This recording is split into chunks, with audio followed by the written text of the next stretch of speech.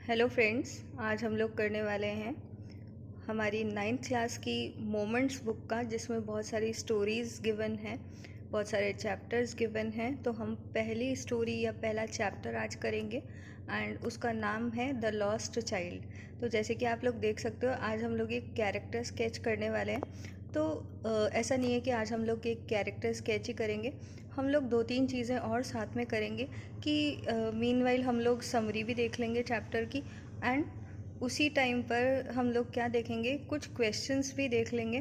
तो उनके आंसर्स आपको कैसे लिखने हैं वो भी आपके सॉल्व हो जाएंगे। तो लेट्स गेट स्टार्टेड। तो कैरेक्टर स्केच बताऊं मैं आपको, लॉस्ट चाइल्ड का जो बच्चा है वो खो जाता है, तो उस बच्चे का मैं आपको कैरेक्टर स्केच बताने वाली हूँ आज। उससे पहले मैं आपको एक ब्रीफ में एक समरी या स्टोरी बताती हूँ कि ये जो स्टोरी है इसमें क्या है, एक स्प्रिंग सीज़न का सेटअप है। तो स्प्रिंग सीज़न में एक फेस्टिवल, एक फेयर जैसा माहौल है, वहाँ पर एक मेला लगा हुआ है और सब लोग वहाँ पर जा रहे हैं, बहुत इन्जॉय कर रहे हैं। तो ये बच्चा जो है, लॉस्ट चाइल्ड, जो बच्चा खो जाता है, वो भी अपने पेरेंट्स के साथ इस मेले में जाता है, इस फेयर में जाता है। तो अगर कैरेक्टर्स की बात करें तो इस चैप्टर में देर आर 3 और 4 characters who are important in this story. तो सबसे पहले तो ये जो बच्चा है, ये एक छोटा सा बच्चा, वो फेयर में जाना चाहता है, बहुत एक्साइटेड है और अपने पेरेंट्स के साथ अपने आपको इन्जॉय करने और फेयर देखने के लिए जा रहा है। तो इस तरीके से अपन कह सकते हैं कि एक तो हो गया ये छोटा बच्चा, एक हो गए इसके मम्मी पापा दोनों, तो 3 कैरेक्टर हो गए। और एक और कैरेक्टर है, वो है एक अननोन मैन का। तो कैसे इस अननोन मैन की स्टोरी में एंट्री होती है वो मैं आपको बाद में बताऊंगी। तो इस तरीके से हम देख सकते हैं कि इस चैप्टर में 4 मेन कैरेक्टर हैं। चलो अब हम स्टार्ट करते हैं। हम 2 चीज़ें साथ में करेंगे, एक तो कैरेक्टर स्केच करेंगे हम इस लॉस्ट चाइल्ड का, इस छोटे से बच्चे का, और उसके साथ साथ ही हम कि एग्ज़ाम में अगर क्वेश्चंस इस चैप्टर में से आते हैं, जैसे कि 30 to 40 वर्ड्स के क्वेश्चन आते हैं, 30 to 40 वर्ड्स में आपको आंसर लिखने होते हैं, वो वाले क्वेश्चंस भी हम सॉल्व करते चलेंगे साथ में। तो फर्स्ट है इंट्रोडक्शन है, फर्स्ट पॉइंट। तो it is the festival of spring, और जो स्प्रिंग सीज़न है उसमें एक फेस्टिवल चल रहा है, उसमें एक फेयर लगा हुआ है। Everyone is going to the festival, और सब लोग उस फेस्टिवल में जा रहे हैं। The child is very happy and excited because he is also going to fair with his parents. अब ये जो बच्चा है, छोटा सा बच्चा, ये बहुत ज़्यादा हैप्पी है, एक्साइटेड है, बिकॉज ये भी अपने पेरेंट्स के साथ फेयर में जा रहा है। ठीक है, यहाँ तक तो हो गया इस चैप्टर का इंट्रोडक्शन। अब है जो पॉइंट नंबर 2 है। तो पॉइंट नंबर 2 के लिए क्वेश्चन आ सकता है, what are the things the child sees on his way to fair. अब क्वेश्चन में ये आ सकता है कि बताइए जो चीज़ें उस बच्चे ने देखी फेयर में, वो क्या क्या थी। ठीक है, तो अगर ये बच्चा मेले में पहुंच जाता है, अब इसने क्या क्या वो चीज़ें देखी जिससे ये एक्साइटेड हो जाता है, देख के उनसे बहुत ज़्यादा फैसिनेटेड है। The child is fascinated by the things he sees on the way, और बहुत ज़्यादा अट्रैक्टेड है, जो जो चीज़ें उसके रास्ते में आ रही है वो उनको देख के बहुत ज़्यादा खुश हो रहा है। अब लिस्ट बनाते हैं अगर हम चीज़ों की कि उसने कौन कौन सी चीज़ें देखी। तो वो है, he saw toys, merry go round, balloons of different colors, garland of gulmohar, many sweets, other eatables and a snake charmer playing a flute etc. ठीक है, तो अगर आपके एग्जाम में क्वेश्चन आता है कि what are the things which he saw, which the lost child saw, उस बच्चे ने क्या क्या चीज़ें देखी, तो आप ये सारी चीज़ें उसमें लिख सकते हैं। जैसे कि टॉयज़ हो गए, मैरी गो राउंड हो गया, बलून्स हो गए, गार्लैंड हो गई, स्वीट्स हो गई, ईटेबल्स हो गए, snake charmer who was playing a flute, जो एक फ्लूट बजा रहा था स्नेक चार्म करते हुए। तो ये सब आप लिस्ट में लिख सकते हैं उस आंसर में जिसमें आपको पूछा गया कि what are the things he saw in the fair. Now question number 3 हो सकता है कि what happened when he asked his parents to buy the things. अब ये बच्चा जो है, अभी तक तो हमने देखा कि कैसे ये एक्साइटेड है उन सब चीज़ों को देखकर। अब एक्साइटेड तो है, अब ये अपने पेरेंट्स से बोलता है कि मुझे भी ये चीज़ें खरीद के दो। तो फिर क्या होता है, he asked his parents to buy something for him but they refused him. अब यहाँ से हमको उसके पेरेंट्स का कैरेक्टर भी समझ में आता है कि they were not interested in buying the things for their सन।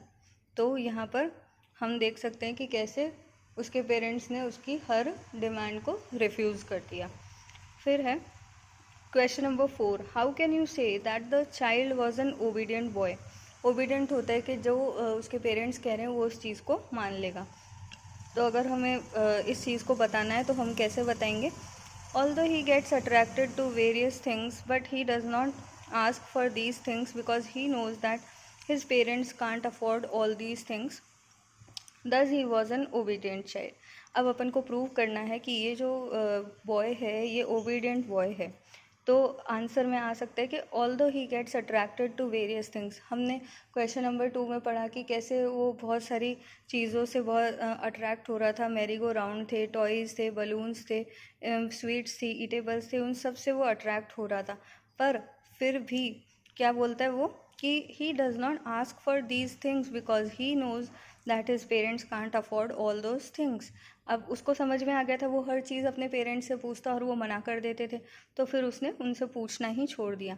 दस he was an obedient child. तो इसलिए हम कह सकते हैं कि वो एक ओबीडियंट चाइल्ड था। अब है next question, what was the child watching when he got lost.